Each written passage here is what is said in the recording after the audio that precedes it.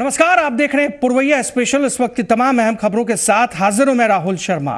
सिवान में पत्रकार हत्याकांड में पुलिस ने शहाबुद्दीन के दो करीबियों उपेंद्र सिंह और शहजाद आलम को गिरफ्तार किया है। इस मामले में पुलिस ने 10 से ज्यादा लोगों को हिरासत में लिया है, जिसमें बाहुबली शहाबुद्दीन का करीबी मुंशी मियां भी शामिल है। पुलिस ने गिरफ्तार उपेंद्र सिंह और शहजाद आलम को कुछ देर पहले कोर्ट में पेश किया था। आपको बता दें, शहजाद आलम और उपेंद्र सिंह की गिरफ्तारी हो गई है। उन्हें एक्साइज मामले में गिरफ्तार किया गया है। ये दोनों पूर्व सांसद और बाहुबली नेता शहाबुद्दीन के करीबी माने जाते हैं। पुलिस इनसे पूछताछ कर रही है।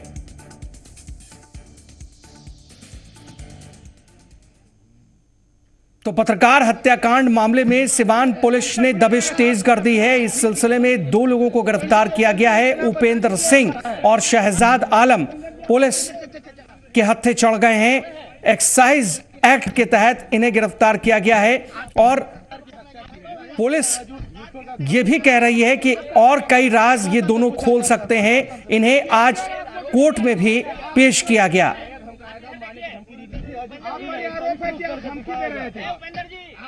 उपेंद्र जी, आपको तो वहां से जब पुलिस ने पकड़ा तो आप पर यही आरोप है ना? जी ना हजूर, हम दारू पीते हुए पकड़ाए थे। लेकिन आप तो राजदेव को आपने फोन किया था, धमकी दिया था। कभी नहीं सर। राजदेव की हत्या की है क्या? जी ना। उपेंद्र सिंह आप ही हैं? जी सर। तो आपको किस मामले में गिरफ्तार किया? दारू पीते हुए बैठे थे, भट्टे पे पकड़ाए। तो आपने राजदेव को जानते थे आप? जी ना सर। उसको फोन किया करते जी थे? कभी नहीं। मेरा मोबाइल से उनका नंबर निकाल लिया जाए, हम कभी उनको से बात नहीं धमकी दिया करते थे? कभी नहीं हजूर। आप बताइए, आप पर भी आरोप है कि आपने हमारा दारू पीने पर आरोप है। हम दारू पी के भट्टे पर क्या आरोप है? वही दारू। लेकिन उपेंद्र जी सिवान के पत्रकार मर्डर मामले में जी पुरवैया ने बड़ा खुलासा किया है। दरअसल हत्यारे साजिश के तहत राजदेव रंजन को मारने आए थे और हत्यारों को इलाके की पूरी जानकारी थी। दिखाते हैं आपको पत्रकार राजदेव रंजन की हत्याकांड से जुड़ा बड़ा खुलासा।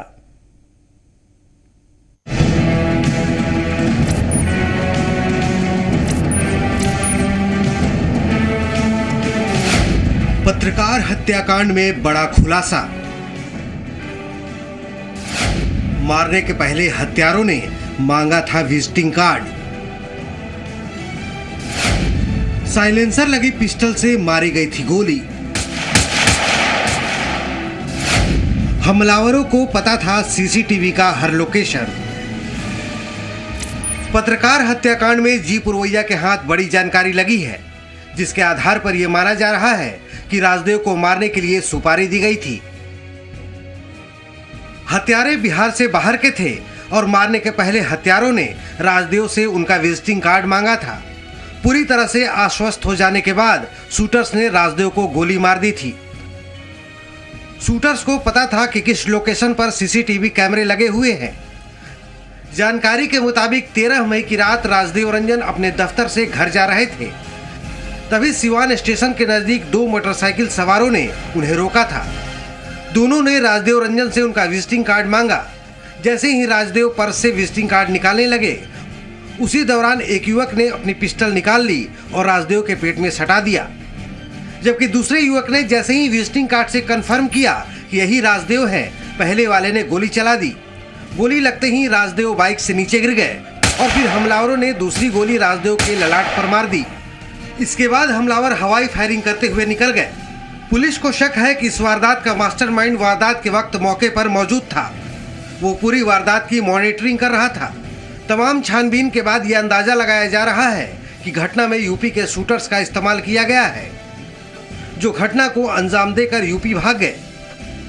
कुछ लोगों का नाम भी सामने आया है जो फरार चल रहे हैं। सबसे अहम बात यह है कि राजदेव के मोबाइल पर जो अंतिम कॉल आया था, वो नंबर उनके मोबाइल में सेव नहीं था और जांच में पता चला कि वो मोबाइल नंबर फर्जी कागजातों पर लिया गया था।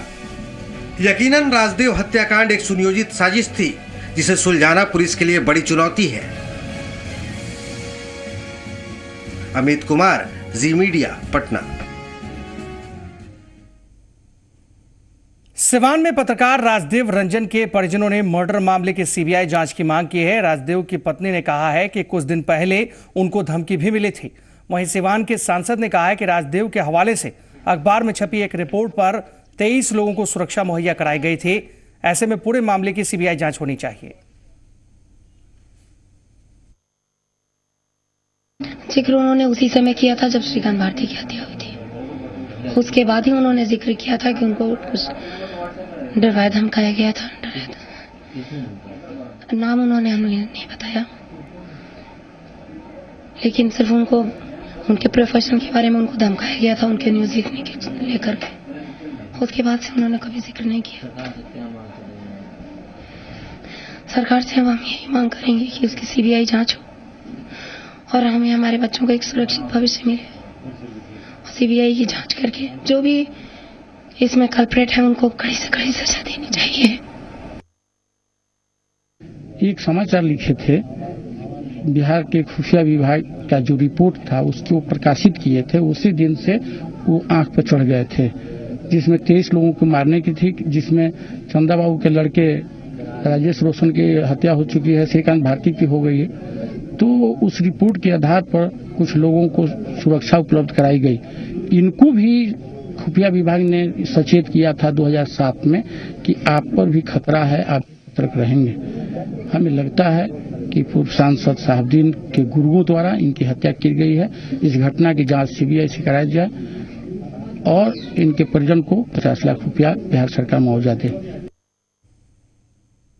सिवान में पत्रकार राजदेव मर्डर मामले में पूर्व सांसद शहाबुद्दीन का लिंक सामने आने के बाद विपक्षी पार्टियां हमलावर हो गई हैं। सीधे सीधे निशाने पर नीतीश कुमार हैं। बिहार के सत्ता में भागीदार आरजेडी के सांसद तस्लीमुद्दीन ने भी मुख्यमंत्री पर सवाल खड़ा किया है। हालांकि सत्ता पक्ष की दलील है कि किसी भी सूरत में दोषियों को बख्शा नहीं जाएगा।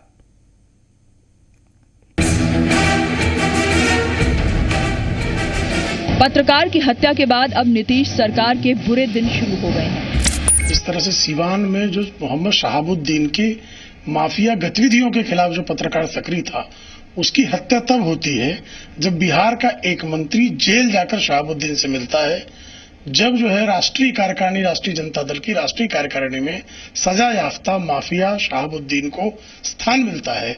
इसका मतलब साफ संदेश है कि जंगल राज रिटर्न्स।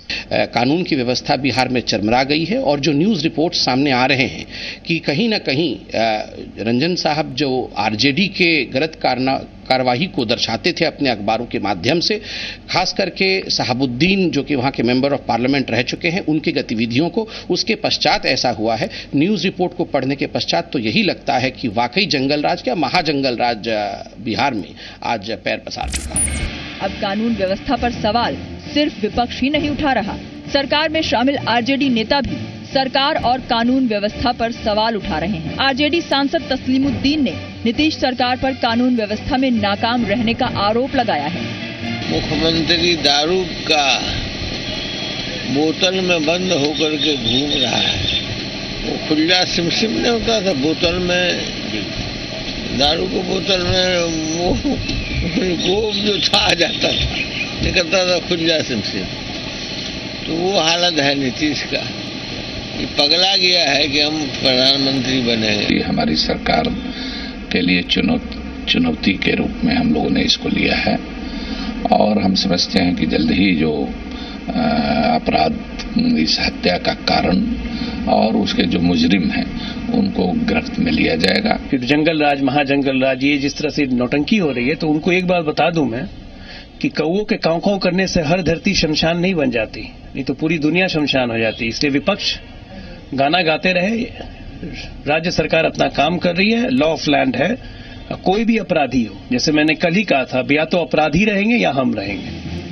पत्रकार राजदेव रंजन को पहले भी कई बार धमकियां मिल चुकी थी। पूर्व सांसद और बाहुबली नेता मोहम्मद शहाबुद्दीन के खिलाफ खबर लिखने के कारण उनके समर्थकों से राजदेव की कई बार बहस भी हुई थी। क्या इसी वजह से 24 सालों तक सिवान की जनता की आवाज रहे राजदेव रंजन का मर्डर कर दिया गया? सिवान से आकाश प्रखर और पटना से ब्रजेश मिश्रा के साथ ब्यूरो रिपोर्ट, जी मीडिया।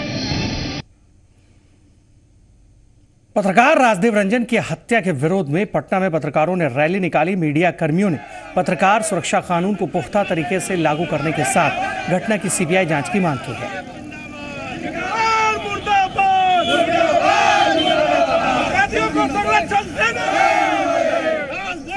रहे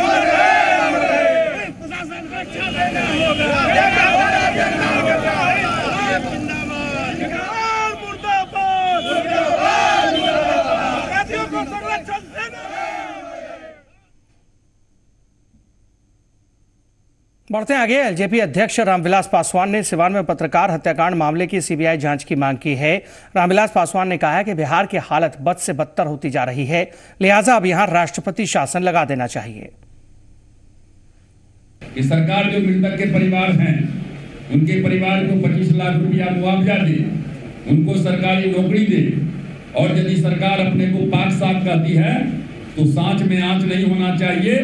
यहाँ से मांगे कि सीबीआई से इसकी जांच क्या कहते हैं कराई जाए। बिहार में राष्ट्रपति शासन लागू करने के लिए लोजपा पूरे बिहार में आंदोलन क्या कहते हैं आंदोलन करेगी। और बात नसीहत की सियासत की। बिहार में शराबबंदी के बाद अब नीतीश ने देश भर शराबबंदी अभियान उठाने का बीड़ा उठा लिया है। इसी को देखते हुए 3 दिनों के अंदर बिहार के मुख्यमंत्री नीतीश कुमार दूसरी बार उत्तर प्रदेश के दौरे पर हैं। नीतीश कुमार ने यूपी में भी शराबबंदी को जरूरी बताया। जाहिर है नीतीश कुमार शराबबंदी के जरिए उत्तर प्रदेश में चुनावी दंगल फतह करना चाहते हैं।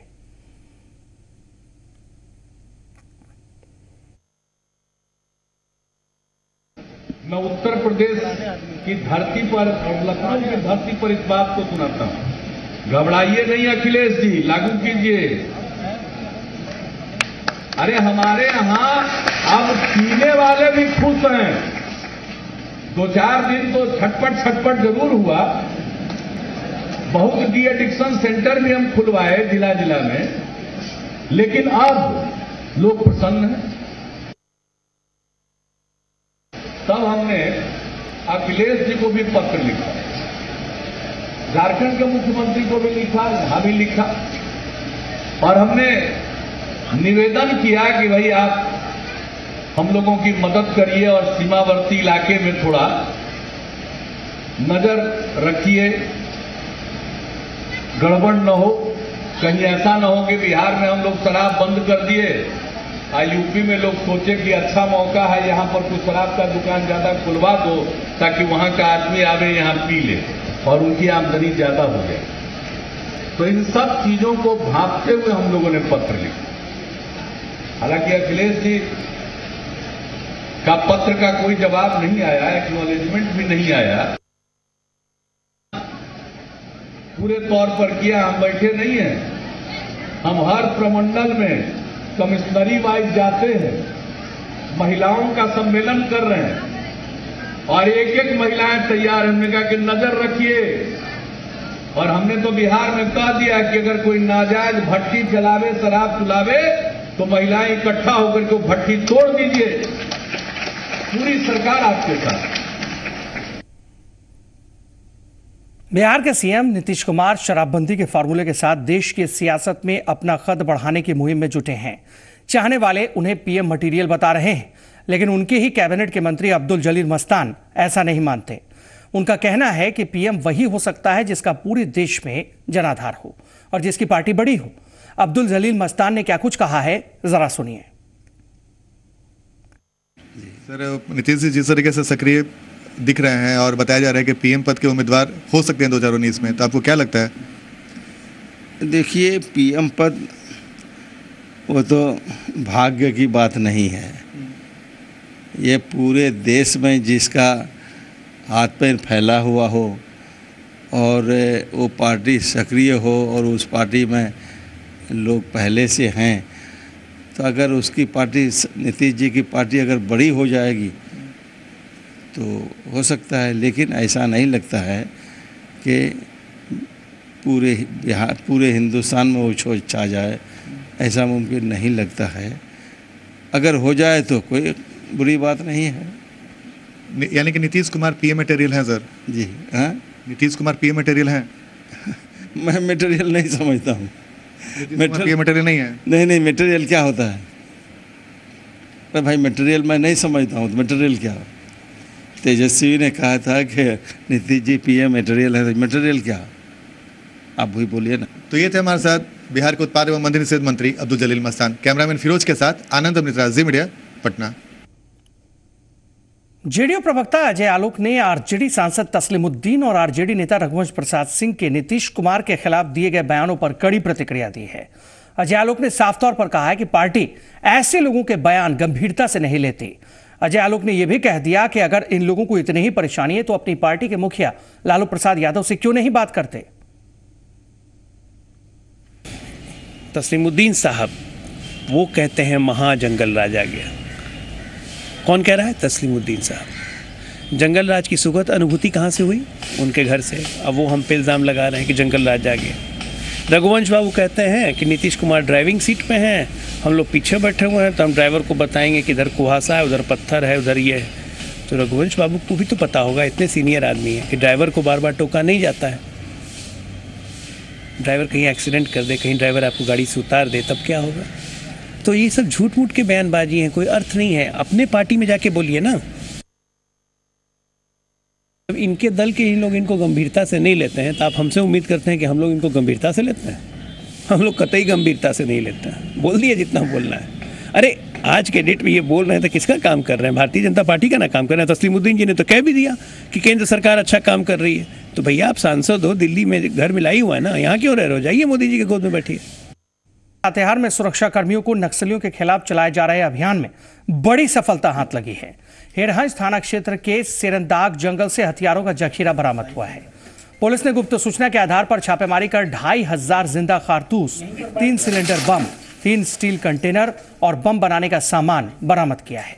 साथ ही पुलिस ने नक्सलियों के 3 बंकर को भी ध्वस्त किया है।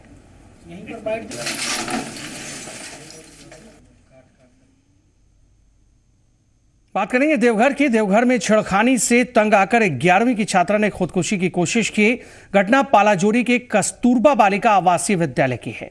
परिजनों का आरोप है कि स्कूल में चारदीवारी नहीं होने के कारण अक्सर आसपास के मनचले छात्राओं के साथ छेड़खानी करते हैं, लेकिन स्कूल प्रबंधन से शिकायत करने के बाद भी इसे कभी गंभीरता से नहीं लिया गया। इधर रोज रोज की छेड़खानी से परेशान छात्रा ने स्कूल के बाथरूम में फांसी लगा ली। साथ ही छात्राओं ने उसे पालाजोरी स्वास्थ्य केंद्र में भर्ती कराया, लेकिन जब हालात बिगड़ने लगे तो उसे निजी क्लिनिक में भर्ती कराया गया, जहां उसकी हालत नाजुक बनी हुई है। मामले में पुलिस ने 2 मनचलों को हिरासत में ले लिया और पूछताछ कर रही है। छेड़खानी के कारण एक लड़की जैसे बेइज्जत महसूस करती है, इसीलिए वो सब नहीं कर रही थी, वो सब सुन नहीं सक रही थी कि क्या हुआ क्यों हुआ, इसलिए वो जाके फांसी लेने के लिए ये हो गई। छेड़खानी का मामला बराबर है और प्रशासन कस्तूरबा गांधी विद्यालय का एकदम लापरवाह है। एकदम पुलिस आने में लेट हो गई, हर चीज में मतलब लापरवाही चल रही है। पालाजोरी में हर चीज लापरवाही से चल रहा है। पालाजोरी में कोई कस्तूरबा स्कूल है, वहीं पर ये फांसी लगा ली थी। तो उसके बाद वहाँ पर प्राथमिक उपचार करके किसी तरह से यहाँ पहुँची है, तो काफ़ी गंभीर अवस्था में है। अभी उसको हम लोग प्रयास कर रहे हैं कि पहले स्टेबल कंडीशन में लाया जाए, उसका प्रेशर वगैरह ठीक हो जाए, रेस्पिरेशन ठीक हो जाए, स्टेबल हो जाए। उसके बाद फिर उसका हम लोग एक्सरे वगैरह, CT स्कैन वगैरह कर पाएंगे। पटना सिटी में एक गोदाम से 70 पेटी शराब और ताश की दर्जनों गड्डियां बरामद की गई हैं। पुलिस ने इस मामले में एक शख्स को हिरासत में लिया है। बताया जा रहा है कि शराबबंदी के बाद सम्राट बियर बार में कागज का गोदाम खोला गया था, लेकिन उसकी आड़ में शराब बेची जा रही थी और यहां जुआरियों का भी आना जाना था। सूचना मिलने पर पटना सिटी DSP ने छापेमारी की, जिसके बाद शराब के गोदाम का खुलासा हुआ। इसके बाद पुलिस ने गोदाम को सील कर दिया है।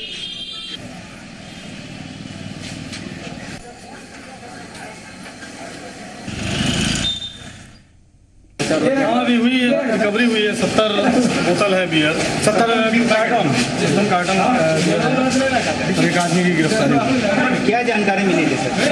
जानकारी ये थी कि यहाँ पर कुछ अवैध शराब को छुपा करके रखा गया है। बिहार स्वास्थ्य सेवा संघ ने क्लिनिकल एस्टेब्लिशमेंट एक्ट को सरकार से वापस लेने की मांग की है। पटना में हुए आम वार्षिक सभा के दौरान संघ के सदस्यों ने सरकार से एक्ट में संशोधन की मांग की। इसके अलावा केंद्रीय वेतनमान और मेडिकल कोटे के खाली पड़े पदों को वरीयता श्रेणी से भरने और इसके अलावा 10 सूत्री मांगों के समर्थन में अपना प्रस्ताव भी संघ ने पारित किया। ठीक है, इलेक्शन जो है जिले के या एस्टेब्लिशमेंट एक्ट, जिसका प्रभाव सरकारी संस्थानों पर और निजी संस्थानों पर भी पड़ेगा, इस ड्रैकोनियन रूल के डी अडॉप्शन करने के लिए सरकार इसको डी अडॉप्ट करे। और एक मत में यह था कि हम क्लिनिकल एस्टेब्लिशमेंट एक्ट चाहते हैं राज्य में लागू होना चाहिए, लेकिन उसे सरकार अपना बनाए, अपना एक्ट बनाए और उसको पारित करे, इस एक्ट का डी-अडॉप्ट करे। क्लिनिकल एस्टेब्लिशमेंट एक्ट के तहत बिहार में निजी क्लिनिक के रजिस्ट्रेशन की आखिरी तारीख खत्म हो गई, लेकिन अब तक केवल 73 सरकारी अस्पतालों और 170 निजी क्लिनिक का रजिस्ट्रेशन ही हो पाया है। इधर आईएमए ने ऐलान कर दिया है कि सरकार को वर्तमान एक्ट को हर हाल में वापस लेना होगा। अगर वर्तमान एक्ट के तहत किसी भी निजी क्लिनिक पर कार्रवाई की जाती है तो पूरे बिहार के निजी क्लिनिक बंद कर दिए जाएंगे। क्लिनिकल एस्टेब्लिशमेंट एक्ट के विरुद्ध में कोई भी तरह की कार्रवाई सरकार करती है तो उस ब्रांच के डॉक्टर तुरंत अपना क्लिनिक बंद कर देंगे, और इसी तरह की छिटपुट 1-2 घटनाएं होंगी तो पूरे राज्य स्तर पर डॉक्टर लोग अपना क्लिनिक बंद करके आंदोलन पर उतारेंगे। चाहते हैं कि ये क्लिनिकल एस्टेब्लिशमेंट एक्ट जन विरोधी है, डॉक्टर ही विरोधी नहीं है, जन विरोधी है, और इसको हम चाहते हैं कि डी-अडॉप्ट करे। सरकार को पावर है। और अब आपको बताते हैं कि आखिरकार क्लिनिकल एस्टेब्लिशमेंट एक्ट क्या है। सभी जिलों में जिला रजिस्ट्रेशन प्राधिकार का गठन किया गया है। जिला प्राधिकार के अध्यक्ष संबंधित जिले के डीएम हैं। जिला प्राधिकार में सिविल सर्जन भी शामिल है। नर्सिंग होम को प्राधिकार में रजिस्ट्रेशन कराना है। क्लिनिक या नर्सिंग होम के हालात के बारे में जानकारी देनी है। कमरों और नर्सिंग होम की सुविधाओं की भी जानकारी देनी है। क्लिनिक या नर्सिंग होम के डॉक्टरों की जानकारी देनी है। कर्मचारियों की सूची उनकी डिग्री के साथ देनी है। निर्धारित योग्यता न होने पर 25,000 रुपए जुर्माना वसूले जाने का प्रावधान है। किस मद में क्या फी है इसकी भी जानकारी देनी है। जानकारी के बोर्ड भी नर्सिंग होम संचालकों को लगाने हैं। कोई भी क्लिनिक इमरजेंसी सेवा से इनकार नहीं कर सकता है। इमरजेंसी सेवा से इनकार करने पर जुर्माना लगाया जाएगा। एक्ट का उल्लंघन करने पर पहली बार 50,000 रुपए जुर्माना लगेगा। एक्ट का उल्लंघन करने पर दूसरी बार 2 लाख रुपए जुर्माना लगाया जाएगा। एक्ट का उल्लंघन करने पर तीसरी बार 5 लाख रुपए जुर्माना लगेगा। एक्ट के मुताबिक झोला छाप डॉक्टरों को जेल जाना होगा। और यहां पर रुकने छोटे से ब्रेक के लिए जी पुरवैया पर ताजा तरीन खबरों का सिलसिला लगातार जारी है। नमस्कार।